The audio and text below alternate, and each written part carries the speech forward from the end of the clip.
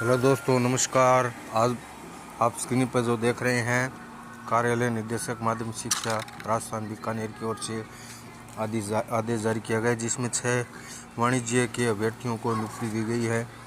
ये आज का आदेश, ये 2 जनवरी 2024 का आदेश जारी किया गया है। जो आप स्क्रीन पर देख रहे हैं, इसमें 6 अभ्यर्थियों को नियुक्ति दी गई है। जो आप देख रहे हैं स्क्रीन पे, इनको झुंझुनू, अलवर और जयपुर रूरल और कोटपुतली, झुंझुनू जिलों में पदस्थापन किया गया है। ये संयुक्त निदेशक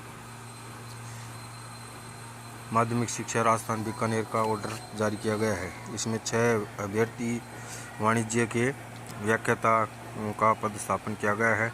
इन